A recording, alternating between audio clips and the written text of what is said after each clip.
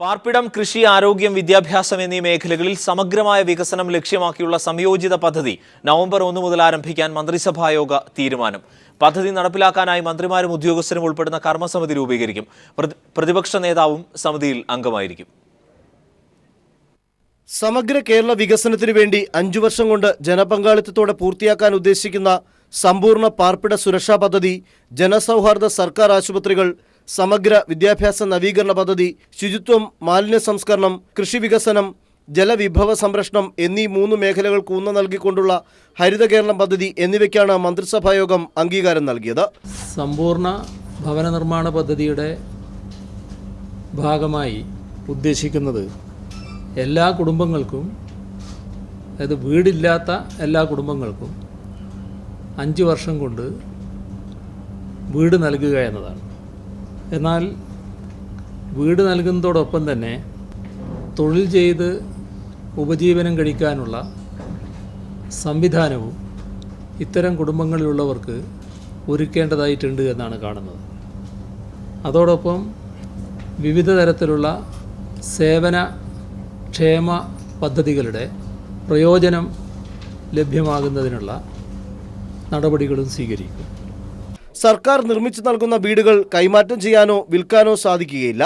പദ്ധതി നടത്തിപ്പിന്റെ പ്രാരംഭ report November 1 മന്ത്രിസഭായോഗത്തിന്റെ അംഗീകാരത്തിനായി സമർപ്പിക്കാൻ ബന്ധപ്പെട്ട പദ്ധതികളുടെ മിഷൻ അധികാരികൾക്ക് നിർദ്ദേശം നൽകിയതായും മുഖ്യമന്ത്രി പിണറായി വിജയൻ വാർത്താസമ്മേളനത്തിൽ പറഞ്ഞു.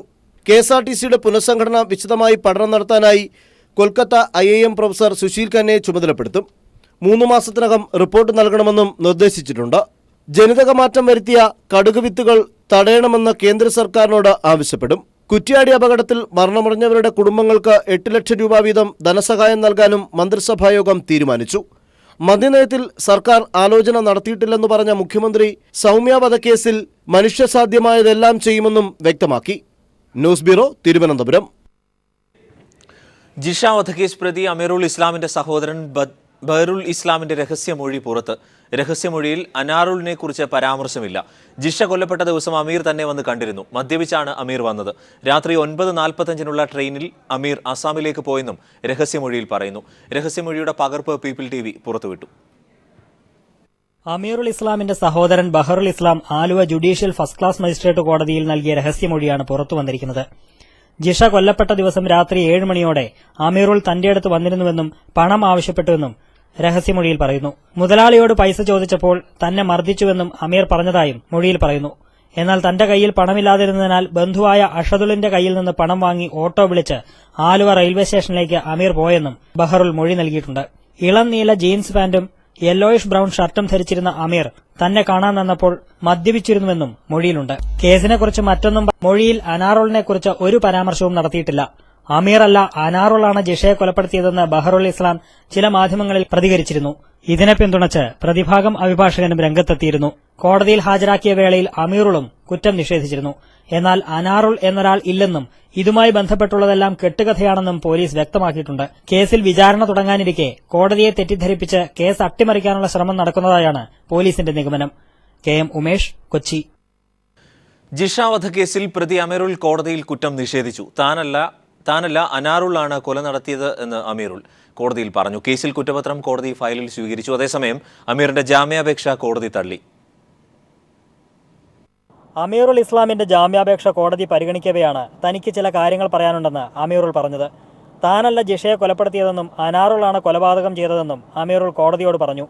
എന്നാൽ ജാമ്യാപേക്ഷയാണ് ഇപ്പോൾ പരിഗണിക്കുന്നതെന്ന് കോടതി ഓർമ്മിപ്പിച്ചു. താനല്ല ജിഷയെ കൊന്നതെന്ന് അമീറുൽ കോടതിക്ക് പുറത്തും ആവർത്തിച്ചു. അന്വേഷണം പൂർത്തിയാക്കി കുറ്റപത്രം സമർപ്പിച്ച സാഹചര്യത്തിൽ തനിക്ക് ജാമ്യം അനുവദിക്കണമെന്നായിരുന്നു അമീറുളിന്റെ വാദം. എന്നാൽ ജാമ്യാപേക്ഷയെ പ്രോസിക്യൂഷൻ എതിർത്തു. പ്രതിക്ക് ജാമ്യം നൽകിയാൽ വിചാരണാവേളയിൽ ഒളിവിൽ പോകുമെന്നും സാക്ഷികളെ സ്വാധീനിക്കാൻ ഇടയുണ്ടെന്നുമായിരുന്നു പ്രോസിക്യൂഷൻ വാദം. അതേസമയം ജിഷ വധക്കേസിൽ അന്വേഷണ സംഘം സമർപ്പിച്ച കുറ്റപത്രം കോടതി ഫയലിൽ സ്വീകരിച്ചു. ഈ മാസം 26 കുറ്റപത്രത്തിന്മേൽ പ്രാഥമിക വാദം നടക്കും. News bureau, Kochi. സൗമ്യയുടെ അമ്മ സുമതി മുഖ്യമന്ത്രിയുമായി കൂടിക്കാഴ്ച നടത്തി. സർക്കാരിൽ പൂർണ്ണ വിശ്വാസമുണ്ടെന്നും മുഖ്യമന്ത്രിയെ കണ്ടുമടങ്ങുന്നത് പൂർണ്ണ സംതൃപ്തിയോടെയാണെന്നും സൗമ്യയുടെ അമ്മ പറഞ്ഞു. സൗമ്യ വധക്കേസിൽ സർക്കാർ പുനഃപരിശോധനാ ഹർജി നൽകാൻ തീരുമാനിച്ചിരിക്കുന്ന പശ്ചാത്തലത്തിലാണ് സൗമ്യയുടെ അമ്മ മുഖ്യമന്ത്രിയെ കണ്ടത്. മുഖ്യമന്ത്രിയുടെ ചേംബറിൽ നടന്ന കൂടിക്കാഴ്ചയിൽ മന്ത്രിമാരായ Mathew T Thomas, E Chandrasekharan, Kadannappally Ramachandran, AK Saseendran, Shoranur MLA PK Sasi, സൗമ്യയുടെ മാതാവ് സുമതി, മകൻ സുമേഷ് എന്നിവർ പങ്കെടുത്തു. സുപ്രീം കോടതിയിൽ സംസ്ഥാന സർക്കാർ സ്വീകരിക്കാൻ പോകുന്ന നിലപാടുകളുടെ രത്നച്ചുരുക്കം മുഖ്യമന്ത്രി സൗമ്യയുടെ അമ്മയോട് വിശദീകരിച്ചു. തുടർന്ന് മാധ്യമങ്ങളെ കണ്ട സൗമ്യയുടെ മാതാവ് സർക്കാർ നടപടികളിൽ പൂർണ്ണ തൃപ്തി രേഖപ്പെടുത്തി. മുഖ്യമന്ത്രി ഞാൻ കണ്ടു. മുഖ്യമന്ത്രി എനിക്ക് എൻ്റെ മോളുടെ കേസിൻ്റെ കാര്യങ്ങളെല്ലാം എല്ലാം ഭംഗിയായിട്ട് ചെയ്തു തരാമെന്ന് പറഞ്ഞിട്ടുണ്ട്. അതിലെനിക്ക് വിശ്വാസമുണ്ട്. MLA സാർ എൻ്റെ കൂടെ ഉണ്ടായിരുന്നു. എല്ലാ കാര്യത്തിനും മുന്നിട്ടിട്ട് ഷൊർണൂർ മുതൽ ഇതുവരെ എൻ്റെ കാര്യങ്ങൾക്കെല്ലാം കൂട്ടു നിന്നിട്ടുണ്ട്. എല്ലാ കാര്യങ്ങൾക്കും ഇപ്പോഴും നിന്നിട്ടല്ല ചെയ്തു തരാമെന്ന് പറഞ്ഞിട്ടുണ്ട്. പിന്നെ കേസിൽ ഇപ്പം മുഖ്യമന്ത്രി ചെയ്തുന്ന എല്ലാം കൊണ്ടും എൻ്റെ ഈ മോളുടെ കാര്യത്തിൽ എനിക്ക് അവരെല്ലാ കാര്യങ്ങളും ഈ ഗവൺമെൻറ് എനിക്ക് ചെയ്തു തരാമെന്നുള്ള മുഖ്യമന്ത്രിയുടെ നിർദ്ദേശാനുസരണം DGP ലോക്നാഥ് ബെഹ്റയെയും സൗമ്യയുടെ മാതാവ് കണ്ടു. വധഭീഷണിയുടെ പശ്ചാത്തലത്തിൽ പോലീസിന്റെ കനത്ത സുരക്ഷാ വലയത്തിലാണ് സൗമ്യയുടെ മാതാവിനെ തലസ്ഥാനത്തെത്തിച്ചത്. തലസ്ഥാനത്തെത്തിയ ഇവരെ പോലീസ് ട്രെയിനിംഗ് കോളേജിലാണ് താമസിപ്പിച്ചിരുന്നത്. News bureau, Thiruvananthapuram. കൊല്ലം കരുനാഗപ്പള്ളിയിൽ ചരക്ക് ട്രെയിൻ പാളം തെറ്റിയതിനെ തുടർന്ന് റെയിൽവേ ഗതാഗതം താളം തെറ്റി. കൊല്ലത്തിനും കായംകുളത്തിനും ഇടയ്ക്ക് ഒരു പാതയിലൂടെ മാത്രമാണ് ഗതാഗതം. പല ഹ്രസ്വദൂര ദീർഘദൂര ട്രെയിനുകളും പൂർണ്ണമായോ ഭാഗികമായോ റദ്ദാക്കി. പല വണ്ടികളും മണിക്കൂറുകൾ വൈകിയാണ് ഓടുന്നത്. കഴിഞ്ഞ ദിവസം അർദ്ധരാത്രി കരുനാഗപ്പള്ളിയിൽ ചരക്കു ട്രെയിൻ പാളം തെറ്റിയതിനെ തുടർന്ന് സംസ്ഥാനത്തെ റെയിൽ ഗതാഗതം താറുമാറായി തുടരുകയാണ്. കൊല്ലത്തിനും കായംകുളത്തിനുമിടയ്ക്ക് ഒരു പാതയിലൂടെ മാത്രമായി ട്രെയിൻ ഗതാഗതം നിയന്ത്രിച്ചിട്ടുണ്ട്. തുടർന്ന് പല ട്രെയിനുകളും റദ്ദാക്കി. ഇന്ന് വൈകിട്ട് 5:30 തിരുവനന്തപുരത്തു നിന്നും പുറപ്പെടേണ്ടിയിരുന്ന തിരുവനന്തപുരം ഗുരുവായൂർ എക്സ്പ്രസ്, തിരുവനന്തപുരം എഗ്മോർ എക്സ്പ്രസ്, 5:45 പുറപ്പെടേണ്ടിയിരുന്ന തിരുവനന്തപുരം എറണാകുളം എക്സ്പ്രസ് എന്നിവയും നാളെ പുലർച്ചെ 3:15 ഗുരുവായൂർ തിരുവനന്തപുരം എക്സ്പ്രസ്, പുലർച്ചെ 5 മണിക്കുള്ള എറണാകുളം തിരുവനന്തപുരം എക്സ്പ്രസ് എന്നിവയും റദ്ദാക്കി.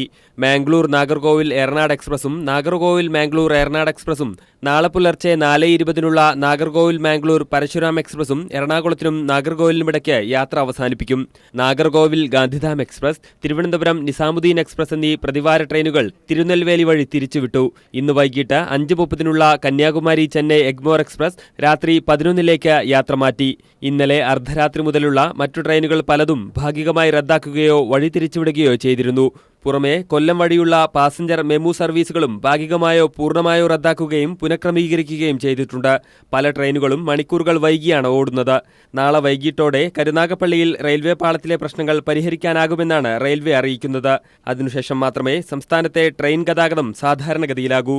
News bureau, Thiruvananthapuram. ഇന്ത്യൻ റെയിൽവേക്ക് ദേശീയ മനുഷ്യാവകാശ കമ്മീഷൻ നോട്ടീസ് അയച്ചു. കേരളത്തിലെ റെയിൽവേ ട്രാക്കുകൾ പഴക്കം മൂലം പൊട്ടിപ്പൊളിഞ്ഞിരിക്കുകയാണെന്ന മാധ്യമവാർത്ത അന്വേഷിക്കണം എന്നാവശ്യപ്പെട്ടാണ് നോട്ടീസ്. 4 ആഴ്ചയ്ക്കുള്ളിൽ മറുപടി നൽകണം. അപകട ഭീഷണി ഉയർത്തുന്ന ട്രാക്കുകൾ യാത്രക്കാരുടെ ജീവനെടുക്കുമെന്നും നോട്ടീസിൽ മനുഷ്യാവകാശ കമ്മീഷൻ ചൂണ്ടിക്കാട്ടുന്നു. നിയമസഭയിൽ പ്രത്യേക ബ്ലോക്കായിരിക്കാൻ അനുമതി ആവശ്യപ്പെട്ട് കേരള കോൺഗ്രസ് എം സ്പീക്കർക്ക് കത്ത് നൽകി. UDF വിട്ട സാഹചര്യത്തിലാണ് കേരള കോൺഗ്രസിന്റെ കത്ത് മോൻസ് ജോസഫ് MLA കൈമാറിയത്. UDF വിടാനുള്ള തീരുമാനം കേരള കോൺഗ്രസ് എം ചരൽക്കുന്ന് ക്യാമ്പിൽ കൈക്കൊണ്ടിരുന്നു. ഈ രാഷ്ട്രീയ നിലപാടിന്റെ അടിസ്ഥാനത്തിലാണ് നിയമസഭയിൽ പ്രത്യേക ബ്ലോക്കായിരിക്കാൻ അനുവദിക്കണമെന്നാവശ്യപ്പെട്ട് സ്പീക്കർക്ക് കത്ത് നൽകിയത്. നിയമസഭാ കക്ഷി സെക്രട്ടറി മോൻസ് ജോസഫ് MLAയും പാർട്ടി വിപ്പ് റോഷി അഗസ്റ്റിനും ഒപ്പുവച്ച കത്താണ് കൈമാറിയത്. സെപ്റ്റംബർ 26 നിയമസഭാ സമ്മേളനം ആരംഭിക്കാനിരിക്കെയാണ് കത്ത്. പ്രത്യേക ബ്ലോക്കായിരിക്കാൻ ആവശ്യമായ പുനഃക്രമീകരണം നിയമസഭയ്ക്കുള്ളിൽ ചെയ്യുന്നതിന് സത്വര നടപടികൾ സ്വീകരിക്കണമെന്ന് കത്തിൽ ആവശ്യപ്പെടുന്നു. സഭാ സമ്മേളനത്തിൽ പ്രശ്നാധിഷ്ഠിത നിലപാട് സ്വീകരിക്കാൻ പാർട്ടി MLAമാരുടെയും MP മാരുടെയും സംയുക്ത യോഗം തീരുമാനിച്ചു. നിലവിലെ രാഷ്ട്രീയ സാഹചര്യങ്ങൾ വിലയിരുത്താൻ ഉന്നതാധികാര സമിതിയുടെയും ജില്ലാ പ്രസിഡന്റുമാരുടെയും യോഗം ഈ മാസം 28 തിരുവനന്തപുരത്ത് ചേരും. News bureau, Thiruvananthapuram. കോഴിക്കോട് കുറ്റ്യാടി കടന്തറപ്പുഴയിലെ മലവെള്ള പാച്ചിലിൽ മരിച്ചവരുടെ എണ്ണം 5 ഇന്ന് ഒരു മൃതദേഹം കൂടി കണ്ടെത്തി. കുട്ടിക്കുന്നിയിൽ ദേവദാസിന്റെ മകൻ വിപിൻ ദാസിന്റെ മൃതദേഹമാണ് ഇന്ന് കണ്ടെടുത്തത്. കുറ്റ്യാടി കടന്തറപ്പുഴയിൽ മലവെള്ളപ്പാച്ചിലിൽ ഒഴുകിപ്പോയ കോതോട് സ്വദേശി വിപിൻ ദാസിന്റെ മൃതദേഹമാണ് ഇന്ന് കണ്ടെത്തിയത്. പൂഴിത്തോട് പവർ ഹൌസിന്റെ സമീപത്ത് നിന്നായിരുന്നു മൃതദേഹം കിട്ടിയത്. കോതോട് സ്വദേശികളായ ഷജിൻ ശശി, അക്ഷയ് രാജ്, അശ്വന്ത് എന്നിവരുടെ മൃതദേഹങ്ങൾ ഇന്നലെ കണ്ടെത്തിയിരുന്നു. പാറക്കൽ രജീഷിന്റെ മൃതദേഹം അപകടം നടന്ന ദിവസം രാത്രി തന്നെ കണ്ടെത്തിയിരുന്നു. വിപിൻ ദാസിന്റെയും അക്ഷയ് രാജിന്റെയും മൃതദേഹങ്ങൾ പൊതുദർശനത്തിന് ശേഷം വീട്ടുവളപ്പിൽ സംസ്കരിച്ചു. ആയിരങ്ങളാണ് ഇരുവർക്കും അന്ത്യാഞ്ജലി അർപ്പിക്കാനെത്തിയത്. ഒഴുക്കിൽപ്പെട്ട വിഷ്ണുവിനെ കണ്ടെത്തുന്നതിനുള്ള തിരച്ചിൽ തുടരുകയാണ്. ദേശീയ ദുരന്ത നിവാരണ സേനയും ഫയർഫോഴ്സും പോലീസ് സംഘവും നാട്ടുകാരുമാണ് തിരച്ചിൽ നടത്തുന്നത്. മരിച്ചവരുടെ കുടുംബങ്ങൾക്ക് 8 ലക്ഷം രൂപ വീതം സഹായധനമായി നൽകാൻ മന്ത്രിസഭായോഗം തീരുമാനിച്ചു. News bureau, Kozhikode. Medical dental പ്രവേശനവുമായി ബന്ധപ്പെട്ട പരാതികളിൽ തീരുമാനമെടുക്കുന്നതിനുള്ള ജെയിംസ് കമ്മിറ്റി യോഗം തുടരുന്നു. മാനേജ്മെന്റ് NRI പ്രവേശനവുമായി ബന്ധപ്പെട്ട ഉയർന്ന പരാതികളുടെ പശ്ചാത്തലത്തിലാണ് യോഗം ചേരുന്നത്. പരാതിയുമായി രംഗത്തെത്തിയ വിദ്യാർത്ഥികളെയും കോളേജ് പ്രതിനിധികളെയും യോഗത്തിന് വിളിച്ചിട്ടുണ്ട്. 12 കോളേജുകൾക്ക് യോഗത്തിൽ ഹാജരാകാൻ കമ്മിറ്റി നോട്ടീസ് നൽകിയിരുന്നു. ജെയിംസ് കമ്മിറ്റിയുടെ നിർദ്ദേശങ്ങൾ ലംഘിച്ചാൽ കോളേജുകളുടെ അഫിലിയേഷൻ റദ്ദാക്കുന്ന അടക്കമുള്ള നടപടികളിലേക്ക് കടക്കുമെന്ന് ജസ്റ്റിസ് ജെയിംസ് മുന്നറിയിപ്പ് നൽകിയിരിക്കുന്ന പശ്ചാത്തലത്തിൽ ഏറെ നിർണായകമാണ് യോഗം.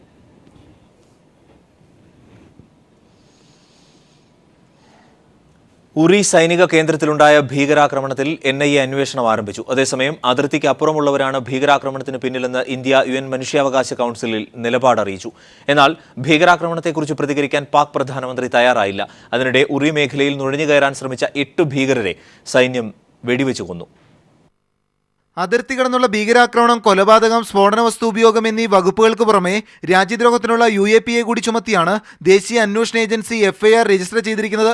IG റാങ്കിലുള്ള ഉദ്യോഗസ്ഥന്റെ നേതൃത്വത്തിൽ 10 അംഗ NIA സംഘം ശ്രീനഗറിലെത്തി തെളിവ് ശേഖരണം ആരംഭിച്ചു. ഉറിയിലെ സൈനിക കേന്ദ്രത്തിലെ ഭീകരാക്രമണത്തിന് പിന്നാലെ ഹന്ദ്വാരയിലെ സൈനിക പോസ്റ്റിന് നേരെയും ആക്രമണം ഉണ്ടായതോടെ അടിയന്തര ഉന്നതതല യോഗം ദില്ലിയിൽ ചേർന്നു. എത്രയും വേഗം അന്വേഷണം നടത്തി റിപ്പോർട്ട് നൽകാനാണ് കേന്ദ്ര ആഭ്യന്തര മന്ത്രാലയം NIAയോട് നിർദ്ദേശിച്ചിരിക്കുന്നത്. അതേസമയം പാകിസ്ഥാനെതിരെ ഇന്ത്യ UN-ൽ നിലപാട് കടുപ്പിച്ചു. പാകിസ്ഥാൻ ഭീകരതയെ പിന്തുണയ്ക്കുകയാണെന്ന് വ്യക്തമാക്കിയ ഇന്ത്യ അതിർത്തിക്ക് അപ്പുറമുള്ളവരാണ് ഭീകരാക്രമണത്തിന് പിന്നിലെന്നും ചൂണ്ടിക്കാട്ടി. പാക് നിലപാടിലെ അതൃപ്തി ഇന്ത്യ UN ജനറൽ അസംബ്ലിയിലും 26-ന് ഉന്നയിക്കും. ഐക്യരാഷ്ട്രസഭയ്ക്ക് പുറമെ വിവിധ രാജ്യങ്ങളിലും ഭീകരതയെ പിന്തുണയ്ക്കുന്ന പാക് നിലപാട് ബോധ്യപ്പെടുത്താൻ വിവിധ പ്രതിനിധികളെയും ഇന്ത്യ അയക്കും. UN-ൽ ഇന്ത്യ ഈ നിലപാട് അറിയിച്ചതിന് പിന്നാലെ അതിർത്തിയിൽ വീണ്ടും പാകിസ്ഥാൻ വെടിയുതിർത്തു. ഇന്ത്യൻ സൈന്യവും തിരിച്ചടിച്ചു. അതേസമയം ഭീകരാക്രമണത്തെക്കുറിച്ച് പ്രതികരിക്കാൻ പാക് പ്രധാനമന്ത്രി തയ്യാറായില്ല. മാധ്യമങ്ങൾക്ക് മുന്നിൽ നിന്ന് നവാസ് ഷെരീഫ് ഒഴിഞ്ഞുമാറി. News bureau, Delhi.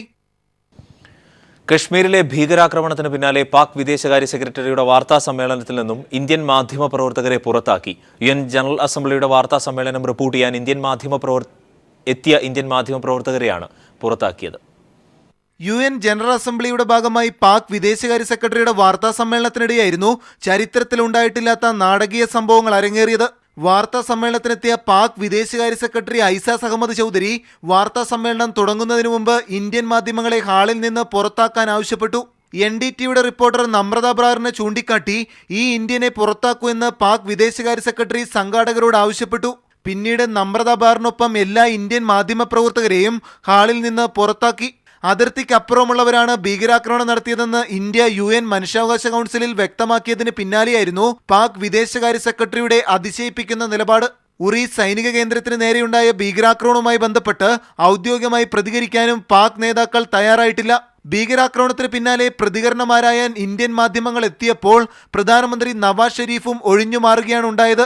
ഇതിന് പിന്നാലെയായിരുന്നു ഇന്ത്യൻ മാധ്യമപ്രവർത്തകർക്ക് നേരെ പാക് വിദേശ പ്രതിനിധിയുടെ ലജ്ജിപ്പിക്കുന്ന പ്രതികരണം. News bureau, Delhi. കാവേരി ഇടക്കാല ഉത്തരവ് സുപ്രീം കോടതി ഭേദഗതി ചെയ്തു. ദിനംപ്രതി 6000 ക്യൂസെക്സ് ജലം തമിഴ്നാടിന് നൽകാൻ പുതിയ ഉത്തരവ്. നേരത്തെ 12000 ക്യൂസെക്സ് ജലം നൽകാനാണ് സുപ്രീം കോടതി ഉത്തരവിട്ടത്. 4 ആഴ്ചയ്ക്കുള്ളിൽ കാവേരി മാനേജ്മെന്റ് ബോർഡ് രൂപീകരിക്കാൻ കേന്ദ്ര സർക്കാരിനും സുപ്രീം കോടതി നിർദ്ദേശം നൽകിയിട്ടുണ്ട്. കർണാടകയുടെയും തമിഴ്നാടിന്റെയും വിശദമായ വാദത്തിനു ശേഷമാണ് ഇടക്കാല ഉത്തരവ് ഭേദഗതി ചെയ്യാൻ സുപ്രീം കോടതി തയ്യാറായത്. നാളെ മുതൽ ഈ മാസം 27-ാം തീയതി വരെ പ്രതിദിനം 6000 ക്യൂസെക്സ് ജലം കർണാടകം കാവേരിയിൽ നിന്ന് തമിഴ്നാടിന് നൽകണം. കുടിവെള്ളത്തിനായുള്ള ജലം കൃഷി ആവശ്യങ്ങൾക്ക് വകമാറ്റി കൊടുക്കേണ്ട ഗതികേടിലാണെന്ന് കർണാടകയ്ക്ക് വേണ്ടി വാദിച്ച മുതിർന്ന അഭിഭാഷകൻ ഫാലിയസ് നരിമാൻ പറഞ്ഞു. പ്രതിദിനം 12000 ക്യൂസെക്സ് ജലം നൽകാനായിരുന്നു നേരത്തെയുള്ള ഉത്തരവ്. ഇതിൽ ജലത്തിന്റെ അളവ് പകുതിയായി കുറച്ചു. കാവേരി മാനേജ്മെന്റ് ബോർഡ് 4 ആഴ്ചയ്ക്കുള്ളിൽ രൂപീകരിക്കാൻ കേന്ദ്ര സർക്കാരിന് സുപ്രീം കോടതി നിർദ്ദേശം നൽകി. പ്രതിദിനം 3000 ക്യൂസെക്സ് ജലം മാത്രം തമിഴ്നാടിന് നൽകിയാൽ മതിയെന്ന കാവേരി മേൽനോട്ട സമിതിയുടെ നിർദ്ദേശം സുപ്രീം കോടതിയുടെ അതൃപ്തിക്കിടയാക്കി. ഇരു സംസ്ഥാനങ്ങളുടെയും പൂർണ്ണ സമ്മതമില്ലാതെ തീരുമാനമെടുത്തത് ശരിയായില്ല. മേൽനോട്ട സമിതിക്കെതിരെ പരാതിയുണ്ടെങ്കിൽ 3 ദിവസത്തിനുള്ളിൽ രേഖാമൂലം നൽകാനും സുപ്രീം കോടതി ആവശ്യപ്പെട്ടു. News bureau, Delhi.